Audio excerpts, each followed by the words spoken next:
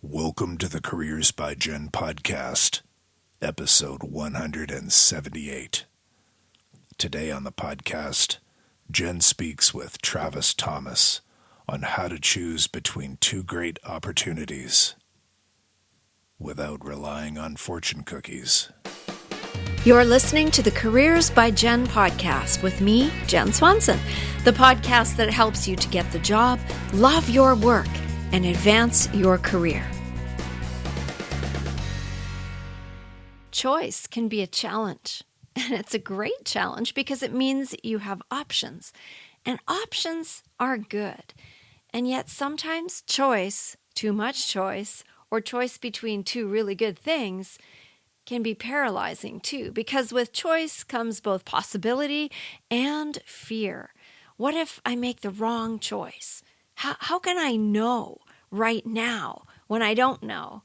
How can I get beyond what I don't know and take action? These are questions that our guest today, Travis Thomas, will answer. As an author, a speaker, a coach, and an improv comedian, and the founder of Live Yes And, Travis has been helping businesses and athletes apply the cornerstone improv mindset, yes and, to succeed in life and in business for the last 10 years. How do you get to where you can take the next step when faced with a decision? How do you make yourself decide?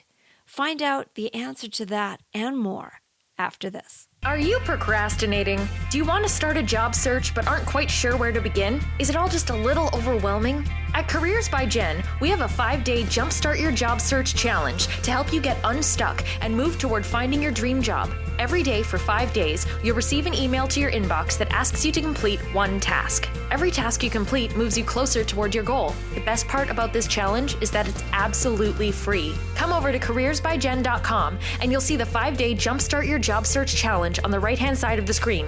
Click on the image of Jen, sign up with your email address, and you'll be 5 days closer to reaching your goal. Why wait when you can get busy? Visit careersbyjen.com after this podcast.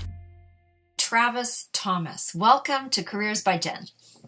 Jen, so happy to be here, and I'm excited. Let's talk some careers. Absolutely. Well, before we do that, let's talk about yours. How has your trajectory been to bring you to this point where you're doing all this fun stuff? Wow, that trajectory. Wow, yeah, that would be hard to map that one out. But the best way to describe it would be it's been a constant unfolding. You know, it's very much sort of like a winding river, the way that it is unfolded. And like a river, though, it's constantly moving forward, even when you feel like you're moving sideways. And so really for the last 15 years, ever since I got into improvisation, the first time, which is, going on about 20 years now, when I got introduced to the world of improvisation, I was already in the working world, working for a website in Boston, and found improvisation. I was 25. And light bulbs just went off and fireworks went off. It was like that old Brady Bunch when is it Bobby that has his first kiss and you see skyrockets? I'm probably really dating myself here, Jen. Yeah, well. But I said to myself, I need to do that, right? I need to do that. And so I signed up in the training center, and then 2 years later, I'm performing and working my way up. And but the big thing for me with improvisation was, as I was learning the principles, just how relevant I found that they were to other aspects of life, to the work that I was doing, to my personal life, and really all aspects. And so as sort of the next few years unfolded and I was performing, I realized I really wanted to do this more. I loved performing in front of people, but I really wanted to share these ideas and share inspiration. And so I got into leadership. I got into more corporate training. I got into leadership development. I got into corporate training and corporate leadership. And through really a series of being out of work and blowing through our savings and not having a real plan, I sort of followed job after job after job, which each of them, even though they felt a little disjointed at the time, kept opening new doors that were giving me the opportunity to put these ideas to work. From living and working at a boarding school as a mentor to high school students from around the world, to working with youth, college, and professional athletes on leadership and character development, sort of this really this interesting tapestry has led me to what I've been doing on my own now for just starting 4 years now, which is working with companies, sports teams, and organizations to help them create more dynamic, healthy, high performance cultures using these principles of improvisation.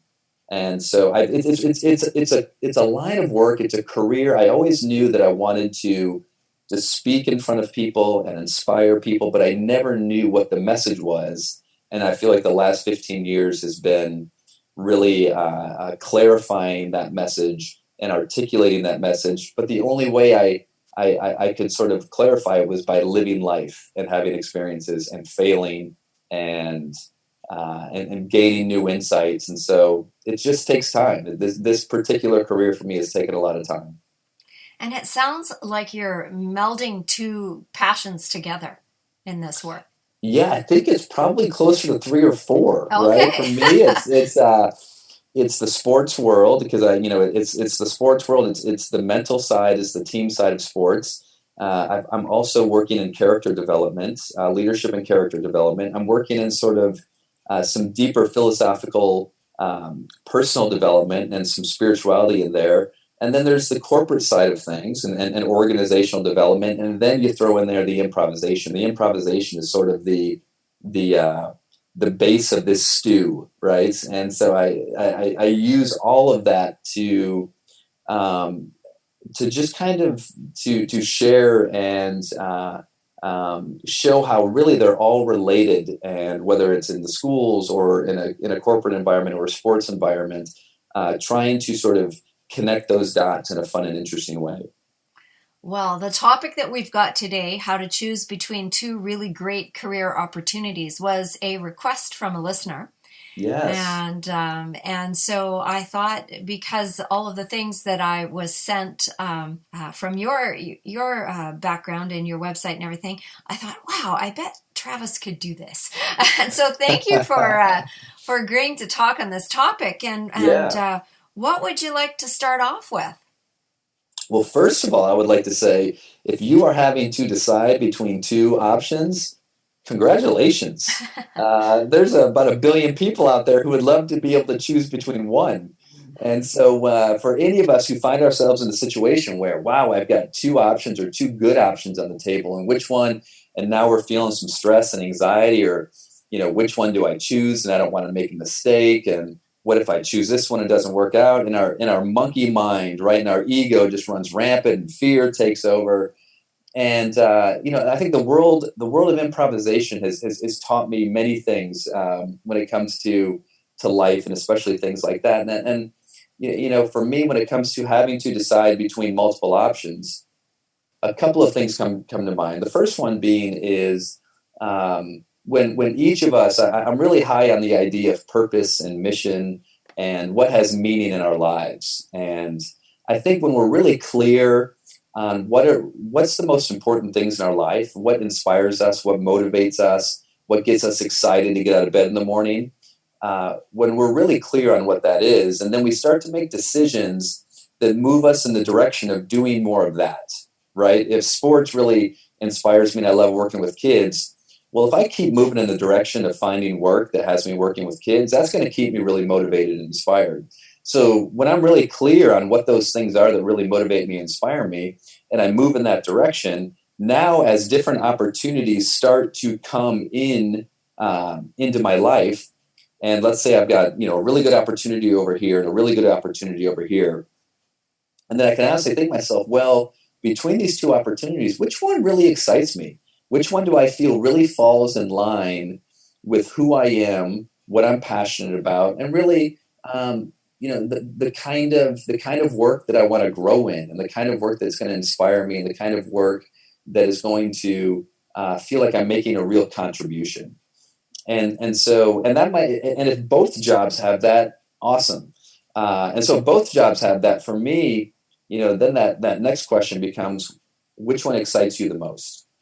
Just which one excites you the most? And because I'm a firm believer, Jen, that most of the time life doesn't go the way that we expect. So, really? Yes. Yes, I don't know if anyone else has experienced that, I don't right? know. So as an improviser, right, what you learn is you don't need to know the next 20 steps, just take the next step. And so if I take the next step based on what feels right to me, based on the information I have today, that's a good decision. And even if tomorrow or a month from now or a year from now, I thought it was going to turn into something else, or I thought it was going to be something else, and it turns out to be something different, well, great. You know what? You made that decision based on what you had at that moment. So now, wherever you are, what feels right to you right now? Make that next step. And it's easy to look back and go, had I known this, I would have done this, or why did I do this? Well, you can't, right? It's you didn't have that information. You didn't know that your manager was gonna, be such a bum, or you didn't know that the company was gonna fold. You didn't have that information. You made a decision based on what you had. So there's this, there's an idea, there's a principle in improvisation, which is there are no mistakes. And I believe that there really aren't any mistakes. When you are making each decision based on what feels most right to you right now, and then something happens that you didn't anticipate, that's not really a mistake. You made the best choice that you could in that moment, and then life happens. And so when life happens, we now have the opportunity to make the next best choice. And that's what, my company is called Live Yes And that's what living yes and is. We're constantly being in collaboration with reality. And so the only way we can be in collaboration with reality is by saying yes to whatever is happening, to saying yes to where we are right now, to saying yes to what our skill set is. The and is how we're going to choose to respond to it. And so I was unemployed for a couple of years, and I couldn't go around and pretend that I wasn't. Yes, I had to accept, yes, I am unemployed, and I'm going to really start to pursue some things that I'm passionate about. And I'm going to start to develop some skills that I think are going to help me develop a career in this thing. But the reality was I was out of work.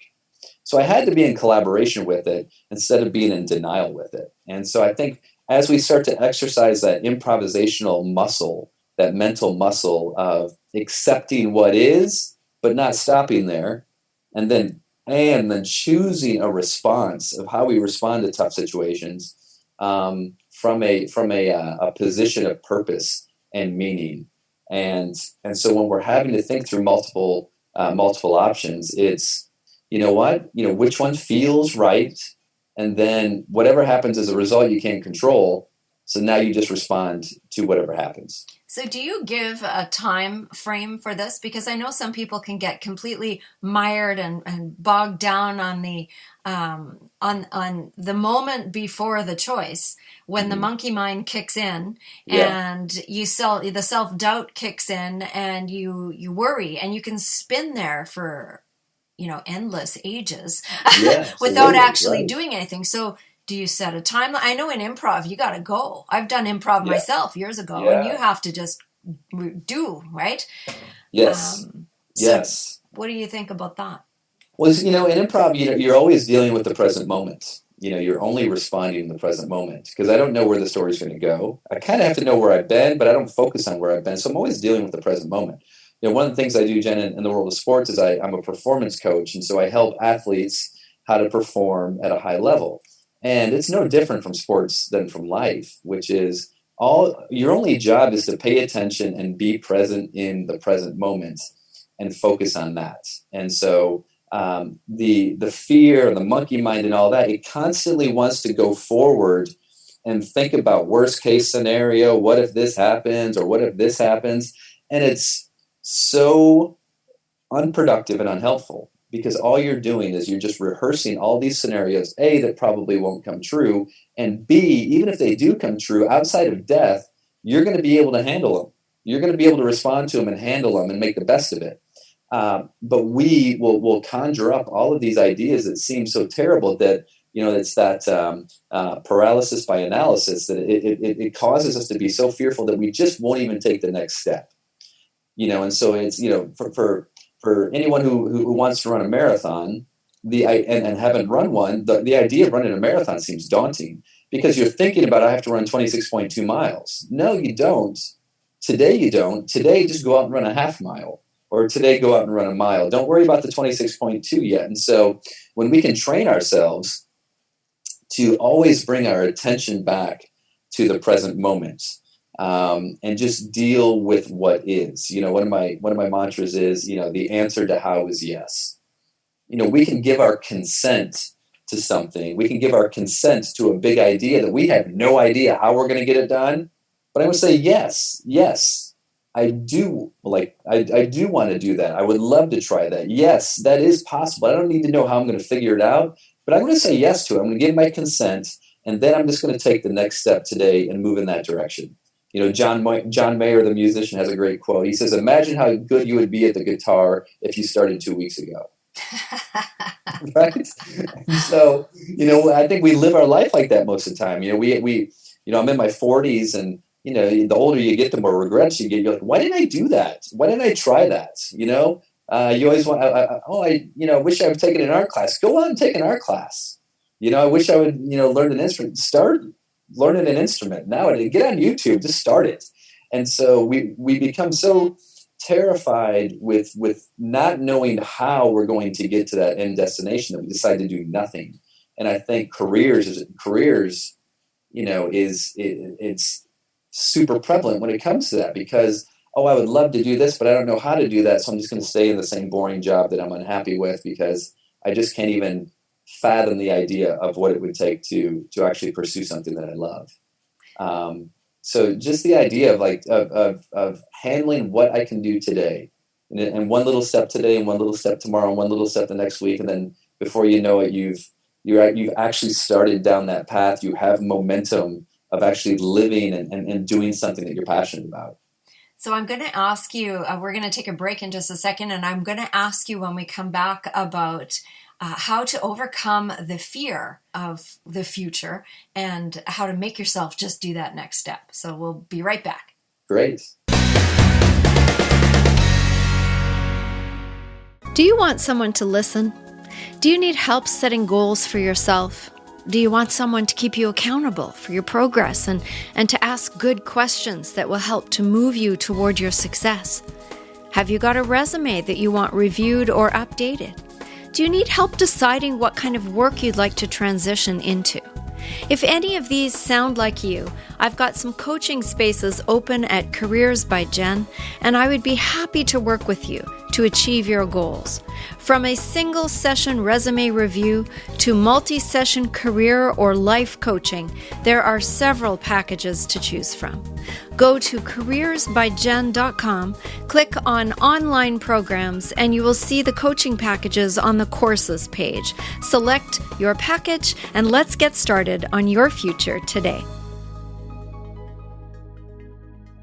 So I'm talking with Travis Thomas today, and we're talking about how to choose between two really great career opportunities.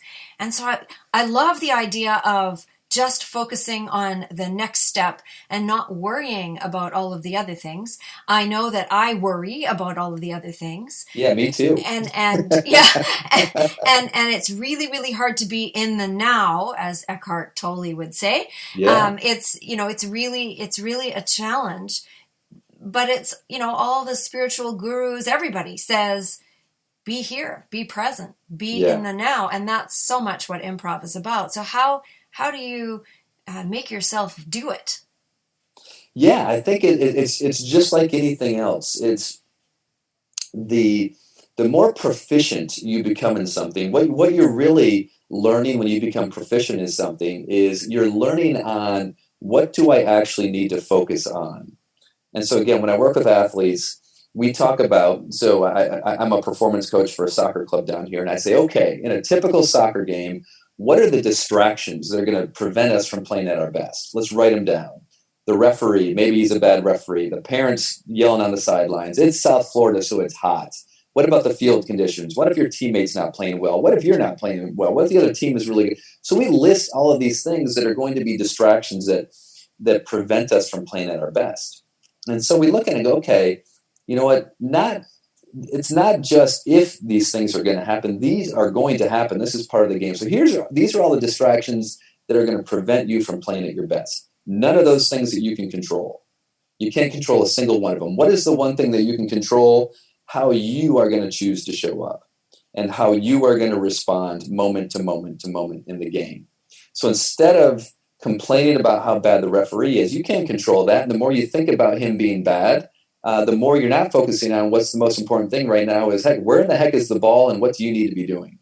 And so the more, and again, the more proficient we become in something, the less we become distracted with the noise, with which the things that just try to distract us from focusing on the thing that is most important. And so if we can, a good friend of mine, his name's Jason Wicker, he and his wife have a company called On the Fly Productions. And these are they're the ones who train all the aerial artists, like in the cirque shows and those crazy shows on the silks and things. So he goes like cruise ship to cruise ship and he trains these performers how to do these routines. And so I'm fascinated by that. And I'm talking to him like, Jason, like, how do you do that? And he goes, guess what I didn't realize until I started training people? I'm like, what? And he goes, I'm afraid of heights. I'm like, what? He goes, I'm afraid of heights. He goes, I got 30 feet up in the air and I look down. I'm like, holy cow, I'm going to die. And he said, so I realized if I'm going to teach this, I need to overcome this fear of heights. He was in the process of doing that. He goes, now I work with performers and some of these performers realize that they're also afraid of heights. He said, and the technique I've discovered is when you don't think about being high up in the air, there's no fear. And he goes, so what we do is they learn their routine at a height that is comfortable to them. And then we have them go up a little bit higher. And then they work on their routine at that height. And then they go up a little bit higher. And he goes, so when the fear comes in, I remind them, no, just focus on the moves, focus on the routine. How high you are in the air is irrelevant, right? So again, it becomes one of those things that, oh, this is a distraction right now. How do I bring my attention back to the present moment? Do the task, do the job, do the dance, do your routine. And when we focus on the right things, it brings us back to focusing on the things that lead to the outcomes, not the distractions around those outcomes. One of my buddies was the mental conditioning coach for Alabama football. They don't talk about winning. Winning is the outcome, right? What you do is you think about this play and what do I need to do in this play, which helps lead to the outcome. But the outcome is the distraction. Your focus needs to be on this moment. So for any of us who are in a career, any of us who are entrepreneurs, you don't think about the promotion. You don't think about the raise. You think about what is my job? And I need to bring my attention back to what can I do? What's the role of my job that I can do really well today, which is going to then lead to the outcomes that I want to see. So again, it's bringing our attention back to the present moment. One of our favorite acronyms is WIN for win, but it's what's important now, right? So with my focus, with my attention, what's important now? And I'm going to bring my attention back to the present moment. When I started off as an improviser, my wife would come to the shows and she would go, you did pretty well, but you weren't doing a really good job listening. I was like, really? She goes, yeah, you were missing a lot of information. And so and she was right. And my listening has become so much better. I've been performing for almost 20 years now. My listening is so much better now is because early on as an improviser, I was so nervous on stage. I was excited, but I was nervous. And when we get nervous and excited, we overthink things. And when I'm overthinking, I'm not listening to you as my partner. So I'm missing all this information. And once I became more comfortable on stage, I stopped thinking ahead and I started just focusing on my partners and focusing on the scene and building off of that scene. So in improvisation, we like to say, when you think, you die, right? Because you're instead of being engaged in the present moment, you're trying to think ahead. And as a result, you're missing the most important thing. And the most important thing is what's happening now. I think there's so many applications for that kind of mindset. And yeah, because if you're in the middle of a scene and you're thinking about this great line that you want to slip in somewhere along the way, and then something completely random happens, which it's supposed to, and all of a sudden your line doesn't fit anymore. It's kind of like when you're playing Scrabble and you find this fantastic word that's going to get you a ton of points, and then there's nowhere to put it. Right? You're kind of in this position where, well, now what do I do? What do I do with it? It's like, do I hold on to it or do I actually play the board? Right? Yeah. So it's kind of like that, but I really like the idea of writing out everything that you are going to be distracted by, and that that that's a reality, and there's no point railing or fighting against the reality because it just is, and you can't control it. And so coming back to, what can I do right now in making this decision? Yeah. And what is the very next step? Yeah. So then I did a whole episode recently on career regret. And part of what I talked about was, you don't have all the information that you have 10 years down the road or even 6 months down the road. So how do you get the confidence to do that one next step? Yeah, well, just on that idea of regret, right? Regret is absolutely useless, right? That feeling of regrets, right? It's useless because what it's doing is it's allowing. It's like taking a double dose of poison, right? It's like, you know what? It's not only do I feel bad about the decision that I made, now I'm going to actually beat myself up further for the decision I made, and what is preventing you from doing is actually, well, what can I do now? Right? It's like, what can I do now? And so regret keeps us stuck. It just keeps us stuck in the past instead of dealing with what is, instead of dealing with what the present moment is. And I think people who find success in whatever career there is, they do a really good job at not staying stuck. And getting stuck makes us human. It doesn't make you a bad person. We're all going to get stuck. Bad things are going to happen. And we're going to lament them. We're going to blame. We're going to complain. We all get stuck. It's how long does it take us to get unstuck is what I think separates people who really seem to be doing the things that they enjoy, because they just don't spend too much time beating themselves up for the mistakes or the failures along the way. And I think we need to have that ability, right? And again, just like we need to identify and be clear, here's the things that are going to distract me on my path. We also need to get really clear and change the way that we look at failure and change the way we look at setbacks and say, you know what? If I'm going to achieve anything that has any value, there's going to be a ton of failure that comes with that along the way. There's going to be lots of stumbles, and it's how quickly do we take every time we fail and get punched in the gut or trip or whatever and go, okay, what happened? What did I learn from it? What am I going to do better next time? And then we move forward. And it's really kind of that cyclical process of constantly moving forward, even when it feels like we're getting knocked back. And so we're taking every opportunity, every fail to go, what did I learn from that? Now, what am I going to do better next time? And now move forward again. And so how do we take that next step? We're not in denial. Again, we're not in denial of what's happening. We're in total acceptance of what's happening. And now we're going, okay, based on where I am now and what I know, what is the next step that I can take? And we get back in the game and we take that next step. And again, I think that helps strip away a little bit of the intimidation of how big the task might feel. And you know what? If you're in a job right now you're just not loving, instead of figuring out what the next career is, maybe the first step is maybe I'm going to make a list of all the things that I really enjoy doing.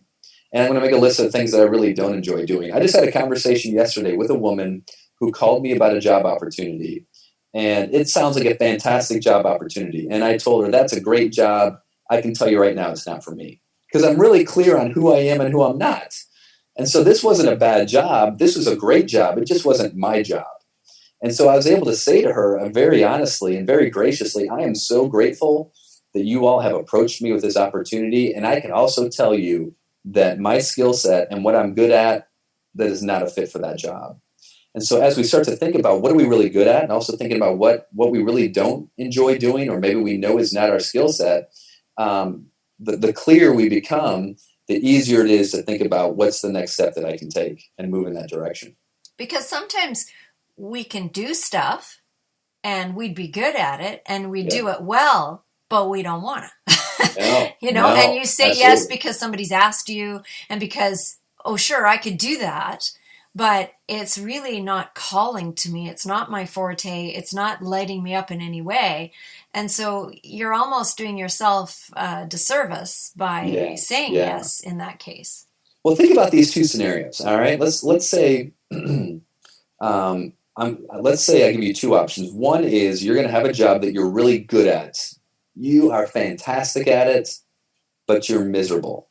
And the other option is you are going to have a career that you have no skills in, you're not very good at, but you love it. Which one are you going to choose? Because if you're doing something that you love, if you're not good at it, you're still doing something. At the end of the day, you're still doing something that you love. And here's the thing that we all know. If you're doing something that you love and you're not good at it, what are the odds that you're going to start to develop some skill in that thing by the simple fact that you love it? And when you love something, you put more time in, and you put more time in, you get better at it, and you get better at something. Anyone who has achieved anything great wasn't very good at it at one point. They just decided to stick with it. And then it's just a super blessing when you actually have a skill set in something that you actually really love, and you can kind of go down that path. But I think, I love public speaking, and I wanted to be a public speaker, but I probably wasn't very good at it at first. I just really enjoyed doing it. And I probably said and a lot, and I would watch video of myself, and my body's dancing, and I'm doing all these crazy Beyonce stuff with my hips, right? And so I'm like, oh, wow, I probably shouldn't be doing that. But instead of beating myself up for not being very good at it, I just go, oh, all right, I'm going to work on this some more. And all along, it never felt like work because I was just enjoying the process. I was doing something that I enjoyed doing, compared to being really good at something that, is, I guess soul sucking. And, I like to say that I think I've been protected in my life so far from being tempted to do work that I would be really good at, but wouldn't enjoy doing. Those temptations haven't come. No one has tried to pull me away from doing the thing that I'm passionate about. And so I've been grateful for that. And so sometimes I would love for someone to dangle a great opportunity in front of me that might make a lot of money, and I could go do that for a little bit. But I know at the end of the day, I am doing work that I'm truly passionate about and purposeful. And even though if I might not want to be where I am financially yet, I know that, but I still love doing this. George Clooney there's a great story of George Clooney sharing. For those of us who know Clooney really didn't become a really successful actor until, I don't know, early mid-30s. And he was this is a guy that was acting as, he's a child actor and struggled in Hollywood for years, really making it. And he shares a story that his dad said, George, I don't care what career you choose, but whatever career you choose, don't have a plan B. He goes, if you have a plan B, when things get tough, you will take that plan B. And he shares, he goes, all those years, he goes, there were hundreds of actors that I worked with that were much more talented than I was. He goes, but when things got tough, they eventually took that plan B. He goes, I didn't have a plan B, so my only option was just to keep getting better at the thing that I was doing. And as a result of that, right, there's no guarantee that by staying in the game, you're going to become uber successful. But there's no chance that you'll become uber successful if you're not in the game. That's true. So, yeah, that's true. You mentioned you mentioned improv as a muscle. Yes, a big muscle. So here, yes, and improvisation is built off of this idea of collaboration. Improvisation is all collaboration. Again, my company is called Live Yes And because yes and is the basis of improvisation. And I didn't create that. It just is. It just is the basis of improvisation. Yes and is if I'm on, you've improvised. If we're on stage together, whatever you say, I'm going to yes and your idea. If you say that train's coming right at us, I'm going to say yes and my wife is tied to the track. And then all you're going to do is yes and my idea. Yes and I put her there, right? So all we're doing is playing a game of catch. And we agree that no matter what you say, I've got your back, and whatever I say, you've got my back. It's total collaboration. It's the complete opposite of the way most of us have been trained to think. It's not that we aren't natural improvisers. We've just been trained out of being improvisers, right? We've been trained into a competitive mindset instead of a collaborative mindset. So improvisation is a muscle that reminds us that collaboration is always stronger than competition. And so it is a muscle that we are unlearning or retraining our brain to think in a collaborative yes and way when it comes to our relationships, when it comes to what is happening to us in life. Again, I don't have to like what's happening to me, but I have to say yes and to it, because you can't get past it until you say yes and to it. Think of the hardest thing that you've gone through in life and you came out on the other side. How did you come out on the other side? Because you had to say, yes, this is what's going on, and how am I going to get through it? It's when we put our head in the sand and pretend it's not happening is when we get stuck and we don't make any progress. And so, this yes and muscle is we constantly have to remind ourselves, yes and. And we look at the relationships in our life and we go, okay, how can I collaborate with my coworker instead of being in competition with them? How can I collaborate with my spouse instead of being in competition with her? How can I collaborate with my kids instead of wanting to shut down their ideas and tell them, do it my way? And so it is this muscle that the more we do it, though, the more we actually open ourselves up to an infinite possibility of career options, of happiness, of creativity and innovation. Why? Because we're allowing ourselves to be open and to collaborate with others and with life instead of putting ourselves in this little box that says, I can only do things if it shows up this way. And when it comes to our careers, right, that's why I like to say your purpose is not, it's not what you do. Your purpose, my purpose isn't to run Live Yes And. My purpose is to inspire myself and others to live joyously, peacefully, and triumphantly in yes. Right? That's my purpose. And that's untouchable. Your purpose is untouchable. So once I'm really clear on what's important to me and I move in that direction, well, you know what? Tomorrow someone might call me and say, Travis, I had this amazing opportunity for you. It falls directly in line with your purpose. And I say, okay, I guess I'm not doing Live Yes And anymore. And so when we're really clear on our purpose, there's an infinite number of options and opportunities that are out there because it falls in line with who we are. But if I pigeonhole myself into thinking, no, my job has to be this specific job, or my title has to be this specific title, or I have to live in this specific neighborhood and I have to be married to this specific person, I really close myself off to the infinitude of opportunity out there. You're self-limiting then. Absolutely, right? And it's that self. We are never more limiting than we are limiting our options to what our self can come up with. Let me think about that for a second. Yeah. Right? Because as much as I've experienced in this world, man, my own self perspective on the world is tiny. It is so limited. So if I believe that I am only open to the opportunities that I can think of, man, am I going to live a small life. But if I force myself to be open to new ideas, open to new beliefs, open to new adventures, open to new perspectives, it's that openness that allows us to be open to a job and a career and an opportunity that right now we don't even know exists. But if I'm open to it, I will find it, or it will find me. If I'm closed off to it, it could be right in front of my face. But if I'm not open to it, I am never going to see it. And there's so many great analogies, with that idea. But we've got to be willing to let go and then to be open. And those are just two huge lessons in life, which are really, really difficult to practice. And the same thing is in an improvised scene. If you and I walk on stage, and before I step on stage, I think I'm a fireman in this stage. And we walk on stage and you're like, oh my gosh, you're my favorite chef.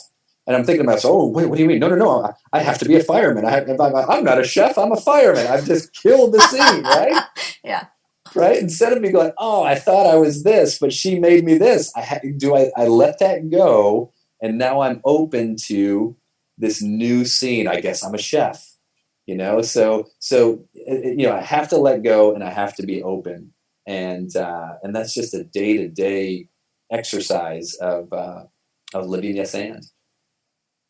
So, if people want to learn more about you, where can they find you? Yeah, pretty simple. My website is liveyesand.com. I'm on social media: Facebook, Instagram, Twitter @liveyesand as one word.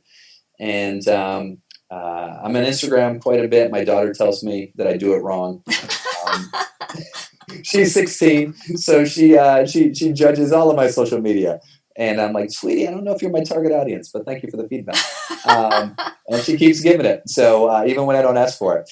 And I do have a book. It's on Amazon. You can find it on Amazon. You can find it on my website. My book is called 3 Words for Getting Unstuck. Live, Yes, And. And a lot of the ideas that we talked about here today is kind of shared in that book. And for me, I called my company Live, Yes, And is because I'm trying to personally live it myself and be authentic and hopefully share that authenticity with others. So one last piece of advice for the audience. Yeah, it's funny, I knew that I had to come up with some advice, and as our conversation's been going on, I'm like, oh wait, I shared that. Ooh, I shared that. Ooh, yeah. And so, you know what? I think my biggest advice right now, and this is for myself, and I think this is for all of us, when you look at what's going on in the world and what's going on in politics, and this applies to our careers and everything, is I just love this idea of be curious. My advice to everyone is be curious.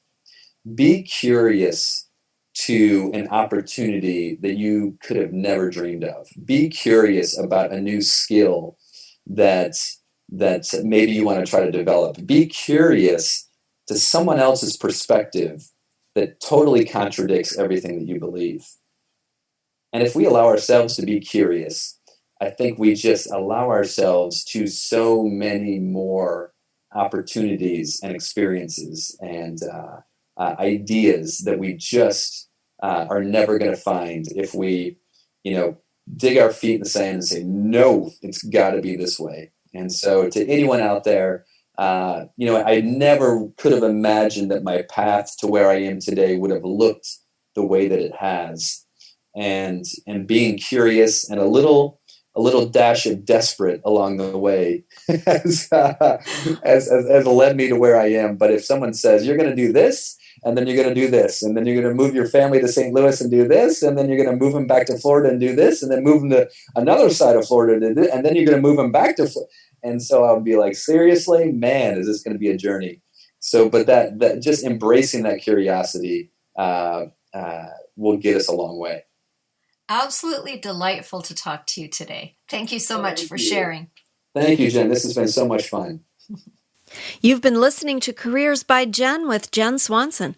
If you like what you heard, please share this. If every single person listening today shared this episode with just one friend, our audience would be twice as big just like that. And the more people we can help with our content, the better. So help out a friend and help grow our audience by sharing this show with someone you know who would benefit from the content. If you haven't subscribed yet, please do that, and together we can make a difference. Until next time, take good care.